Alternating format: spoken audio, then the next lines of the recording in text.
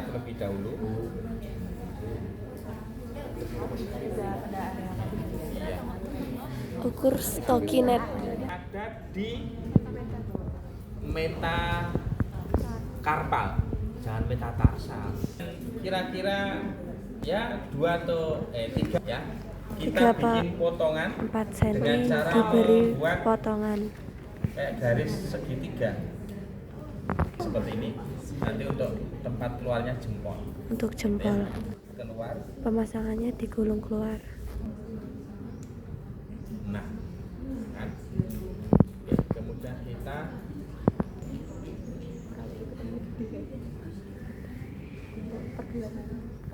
ya, Pastikan tak ada lipatan. di antara bagian yang diberikan stokinet. Kalau nanti nangani pasien ya. Softband juga dipotong segitiga untuk jempol. Kemudian menggulung sirkulernya itu boleh dari medial ke lateral atau boleh juga dari lateral ke medial ya. Tetapi prinsipnya gulungan ini harus ada di atas, bukan ada di bawah seperti ini. Bukan? Ketika membaliknya maka akan berpotensi untuk Jatuh. terjatuh.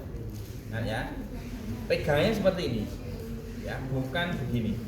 Ya. Nah, begini nanti gulungannya ini tidak terkendali, ya, maka gulungannya seperti ini, oke? Ya. Oke, sip. Tangan lurus. Ya, harus Dipegang. lurus. Ya, oke. Kita masukkan bagian jempolnya, ya.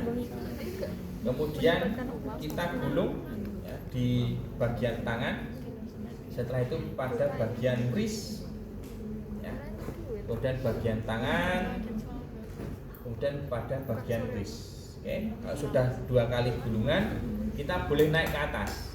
2 kali Nah, gulungan arah naik ke proksimanya atas. ini tergantung dari kita tadi menentukan seberapa besar pressernya. Kalau ukuran yang paling mudah, kalau kita menggunakan standar terapi Stranjat Pacer, maka overlappingnya adalah 50%. Oke, katakanlah kita menggunakan yang standar 50%, maka overlappingnya ini kita jaga supaya tetap 50%. Ya.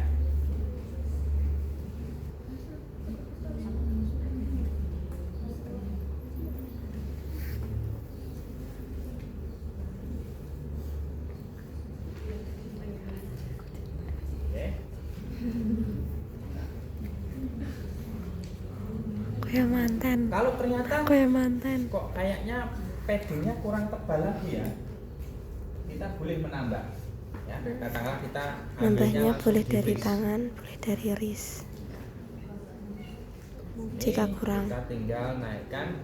Nah, kalau yang lapisan yang kedua ini tekanannya harus lebih rendah. Ya, tekanannya kenapa? Karena kalau nanti sama-sama 50%, nanti khawatirnya tekanannya bisa meningkat. Maka tekanannya harus lebih rendah ya. Kita gunakan Tekanan kedua, tekanannya adalah yang kita 25. lapisan kedua tekanan lebih rendah. Oke. Ya, 25%. Nah, kalau seandainya ternyata ada sisa, ya, ada sisa seperti ini, apa yang kita lakukan? Kita boleh kembali ke distal. Kembali ke distal dengan tekanan yang lebih rendah. Berarti diupayakan non overlapping. Jika sisa kembali ke distal, non overlapping. Nah, oke. Nah, setelah itu kita baru berikan Elastik. elastik banditnya. Oke, mulai dari Dimulai dari wrist. Nah, apa yang harus kita lakukan? Ya, kita pasang terlebih dahulu. Ya, kita buat jangkarnya. Ya, kemudian kita bandage ke arah tangan, kemudian balik lagi ke wrist, balik lagi ke tangan, ya.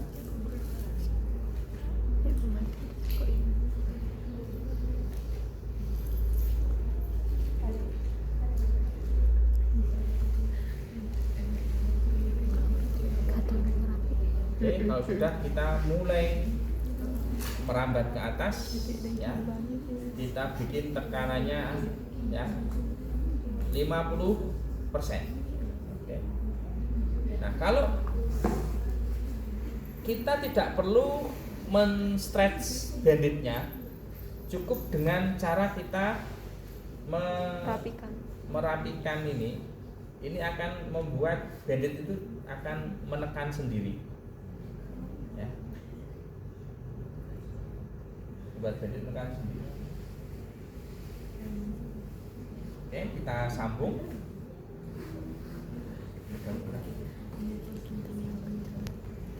Sudah lama Anda akan lihat di bawah ini. Nah, ini. Keriting. Ya. Akan kayak seperti ada celah ini kan. Tidak bisa menutup dengan sempurna. Jika Ini bandit khasnya selama bandit yang sudah digunakan beberapa kali. Supaya tidak rapi. oke, kita lanjutkan lagi.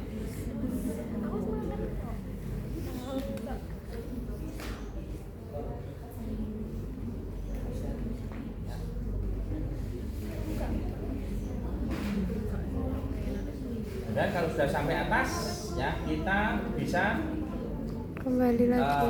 overlap turun ke bawah dengan overlappingnya yang lebih rendah, berarti yang 25% ya, 25%.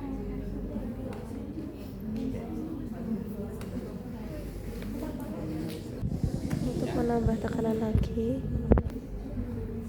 didobeli lagi tekanannya 50%. Kenapa Ya, didobel multi layer? Berarti banyak Ya, layer, banyak lapis. layer. Ya, berapa banyak lapis? Jangan ngomong ratusan. Lateral. Pastikan bandage terakhir berada di lateral. Ya. Lalu pasang kunci. Kita memang mengkhawatirkan atau mencurigai pada lapisan-lapisan tertentu bisa bergeser, maka kita bisa menggunakan leukoplas ini untuk merekatkan supaya tidak bergeser. Ya, antar overlapping ini tidak bergeser. Ya, kalau memang kita melihat khawatir akan ada terjadi perubahan atau pergeseran itu. Oke? Terus terakhir kita bungkus. Kita buat seperti ini. Setelah selesai kita evaluasi. Evaluasi yang pertama adalah kita lakukan tes pengisian kapiler atau capillary pressure test. Kita lihat ujung kuku, ya. Kemudian kita tekan yang semula warna merah atau pink, kemudian kita tekan warna putih, kita lepaskan. Jikalau bisa kembali ke warna pink lagi kurang dari 2 menit, berarti tes 2 detik toh, Pak? 2 detik. 2 detik, 2 menit ya tadi ya? Iya. Sorry, 2 detik. Ya, terima kasih dikoreksi. Kurang dari 2 detik berarti hasil tes pengisian kapiler normal. Tapi kalau tes pengisian kapilernya lebih dari 2 detik, apa yang harus kita lakukan? Ya, bongkar, kita Kalau lebih lakukan dari 2 ulang. detik bongkar. Kemudian apakah pasien merasakan rasa tidak nyaman di bagian tertentu?